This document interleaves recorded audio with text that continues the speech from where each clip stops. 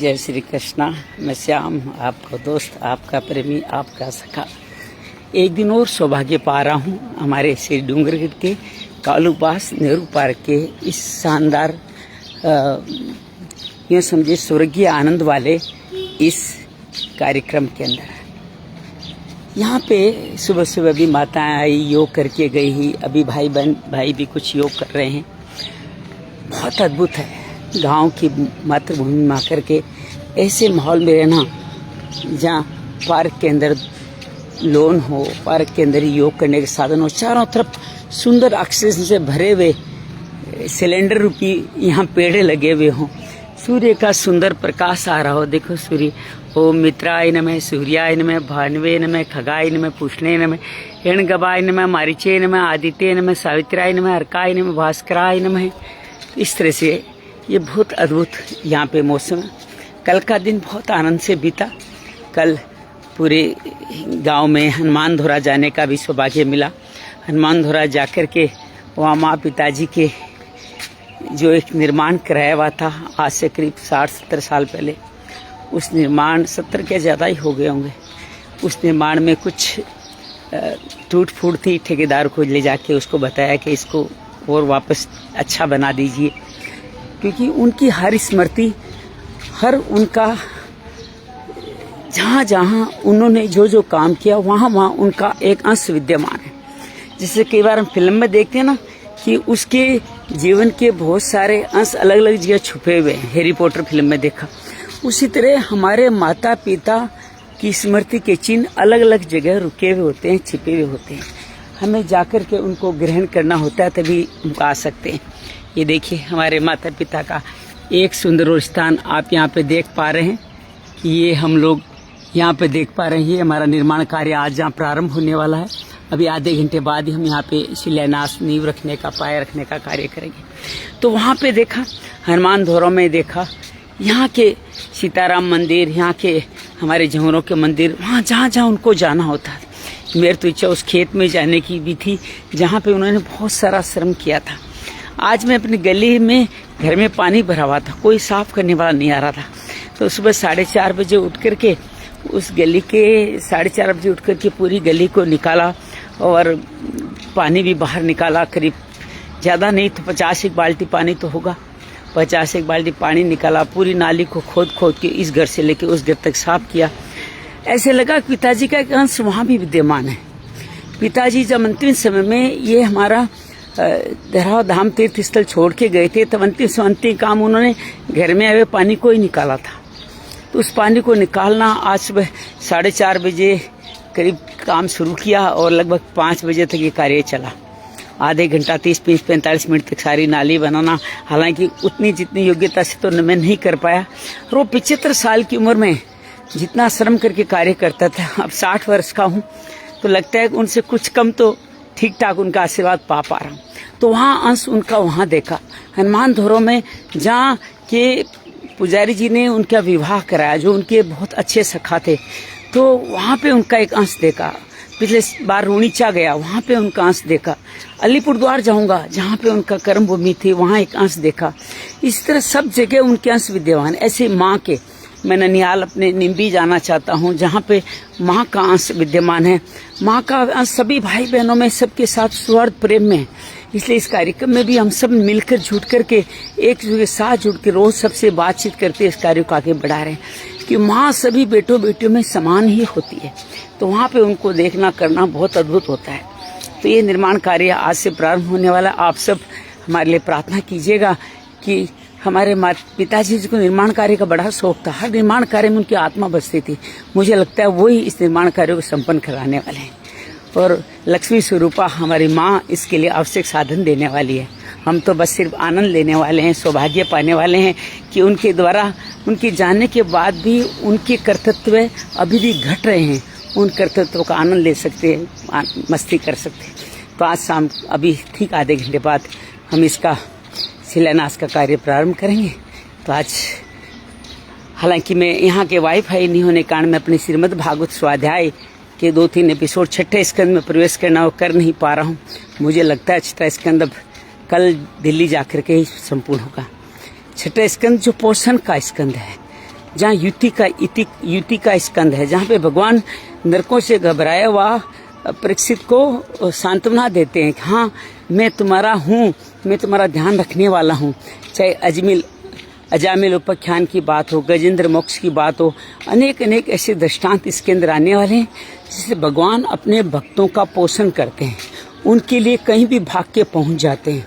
और मैं ये अनुभव कर पा रहा हूँ, जब ये मातृभूमि में निर्माण कार्य का कार्य आगे बढ़ा तो विश्वास कीजिएगा भगवान इसके लिए साधन अपने आप जुटाते चले गए। वो इस कार्य को ऐसे सिस्टमेटिक ढंग से बढ़ाते चले गए जितना हम करना हमारे लिए संभव भी नहीं था। तो सब जगह सही साधन सही समय पर मिलते चले जाना, उससे कार्य होते चले जाना। तो ये कार्य बढ़ता जा रहा है। कल दिल्ली में सरिया के भाव वगैरह, सीमेंट के भाव वगैरह देखे गांव में। अब दिल्ली जाके थोड़ा ट्राई करेंगे। थोड़ा बहुत निर्माण का सामग्री आ गई है, फिर निर्माण की सामग्री के साथ और आगे काम बढ़ाएंगे। बस भागवत वहाँ जाके करेंगे। देश दुनिया की खबरें भी आजकल यहाँ अखबार पढ़ने या सुनने का मौका कम मिलता है, लेकिन अभी लखनऊ में एक हुआ अग्निकांड में युवा बच्चे जो नीट का एग्जाम दे रहे थे वो जल गए। मैं कुछ कहना चाहता हूँ इस बारे में। भारतवर्ष में माना कि नौकरियां, सरकारी नौकरियां लिमिटेड रह गई है, लेकिन सरकारी नौकरियों का इतना बड़ा आकर्षण क्यों? क्या वहाँ सैलरी बहुत ज़्यादा मिलती है? नहीं, उनसे ज़्यादा बड़े पैकेज और दूसरी जगहों भी मिलते हैं। तो फिर क्या हो रहा है?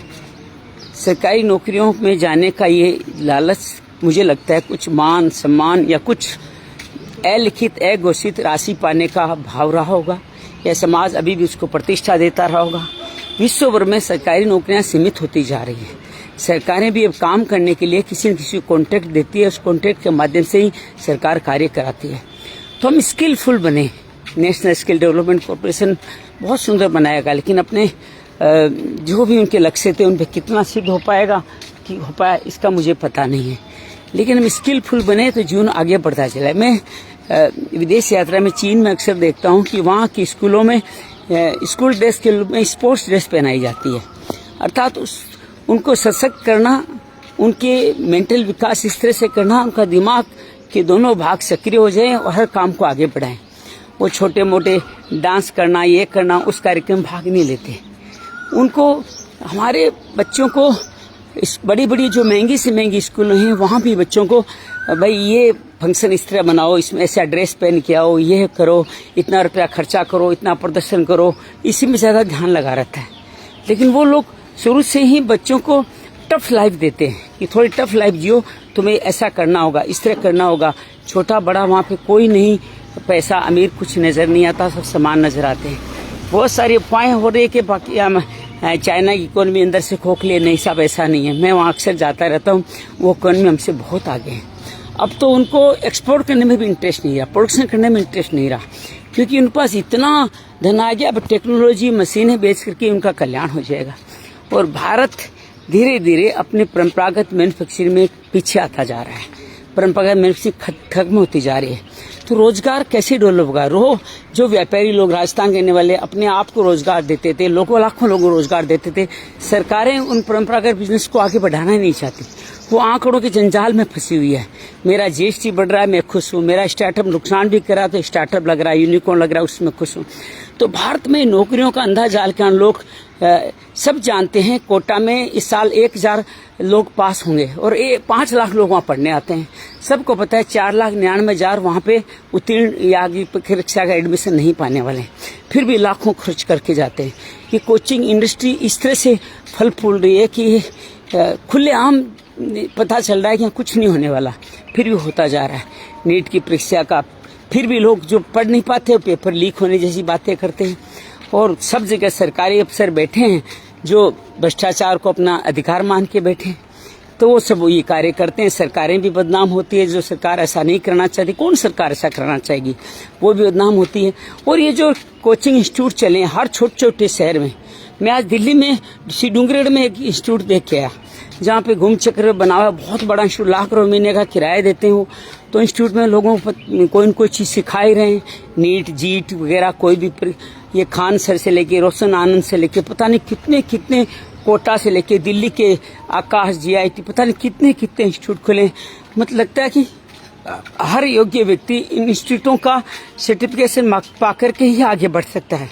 अब तो जो योग्यतम लड़का है ना, उसको भी लगता है कि इंस्टीट्यूट नहीं गया तो मेरा कल्याण नहीं होगा। ये मनोदशा सरकार कैसे बदले, सरकारों को सोचना पड़ेगा। पिछले साल दिल्ली में भी एक बेसमेंट में पानी भर जाने के कारण बहुत सारी समस्या हुई थी, बहुत सारे बच्चे तकलीफ में आए थे, और इस बार ये लखनऊ में ऐसे अनेक घटनाएं घट रही है। हमें इन सबको बचाना होगा, तभी जीवन आगे बढ़ेगा। बस आज थोड़ा 7:30 बजे का मुहूर्त है, तो आपसे बस इतनी ही बात करूंगा। आप और हम सब मस्त रहें, आनंद में रहें, अपने मातृभूमि से जुड़े रहें। विश्वास कीजिएगा, इस पेड़ को अगर पानी जड़ों में मिलता रहेगा ना, तो पेड़ धीरे धीरे बड़ा हो कितना बड़ा बन ही जाने वाला है। लेकिन इस जड़ों में अगर पानी नहीं दिया गया ना, तो ये कार्य संपन्न नहीं होने वाला। तो अपनी जड़ों को पानी देने के लिए यहाँ पे आप आ जाया करें, अपने मातृभूमि में जहाँ आपकी जड़ें हैं। यहाँ पे आके जो भी कुछ समय बिताएंगे ना, उतने में ही आपका यहाँ आगमन संभव हो जाए। यहाँ के जीवन में सब कुछ पाना आपका सहज हो जाएगा। तो आप और हम सब मिल करके इस सहजता से इस जीवन को बढ़ाएं आगे, तो बहुत आनंद हो जाएगा। तो ये बहुत सुंदर हमारा आजादी का अमृत महोत्सव पे नगर पालिका द्वारा ये बनाया गया, और रजत आसोबा जो पार्षद थे, उन्होंने भी आर्थिक सहयोग दिया। एक एक दिन, समय का प्रत्येक क्षण, जीवन का प्रत्येक क्षण मातृभूमि के लिए जीना, तभी आज़ादी के दीवानों को हमारी सच्ची श्रद्धांजलि हुई। ये मोदी जी ने कहा था। मातृभूमि की स्वतंत्रता, उसके गौरव की रक्षा के लिए बलिदान वीरों को सत सत नमन। और मैं तो कहता हूँ, आज हमें इतना सौभाग्य है, भारत शक्तिशाली, हमें बलिदान देने की जरूरत ही नहीं है। हम सिर्फ मातृभूमि के ये अपने इन जगहों पे आकर के थोड़ा दिन बिता दें, यहाँ के परिवार के साथ, समाज के साथ, मंदिरों के दर्शन कर लें। इस बात से कि हमारे जीवन में बहुत सारी समृद्धि अपने आप आ जाने वाली है। अब गांव में सारी सुविधाएं, यहाँ मैंने देखा रोजगार के साधन बड़े शहरों से ज़्यादा अच्छे हो गए हैं। यहाँ पे आकर के आप कोई भी अच्छा रोजगार भी कर सकते हैं, यहाँ की सुंदर वायु में रह सकते हैं। यहाँ पे रहना सहज है, आसान है। हर तरह की बच्चों की यहाँ मैंने देखो 22 रूट पे बसें चलती, ऐसी बड़ी बड़ी स्कूलें खोल रखी है। तो यहाँ सब कुछ सहजता से संभव है। बस थोड़ा सा हम ध्यान रखें, यहाँ अपना करें, बहुत अद्भुत काम हो जाएगा। बस अब अपने घर की तरफ पहुँच गए हैं। आज हम लोग आपके सबकी मानसिक उपस्थिति के साथ में हमारे सत्संग भवन का, मातृपितृ समर्पित इस सत्संग भवन का हम सब लोग अपने कार्य को आगे बढ़ाने वाले हैं। आज सुबह ये नाली वाली बनाने का कार्य करने का पिताजी की स्मृति में सहयोग मिला। हालांकि ज़्यादा अच्छी तरह नहीं कर पाया मैं, लेकिन धीरे धीरे पानी का निकास होता जा रहा है। देखिए अभी पानी बाहर से आ रहा है, वो फिर मैं घुस गया। मैं पानी सारा निकाल के गया था, लेकिन घर नीचा हो गया, इस कारण से कार्य होता जा रहा है। देखिए क्या होगा, देखते हैं। आज और उसको करने का प्रयास करेंगे, और ज़्यादा करने का प्रयास करेंगे। पानी फिर घर में आ गया। बहुत बहुत धन्यवाद, बहुत बहुत आभार। मंगल हो, मंगल हो, मंगल हो, मंगल हो।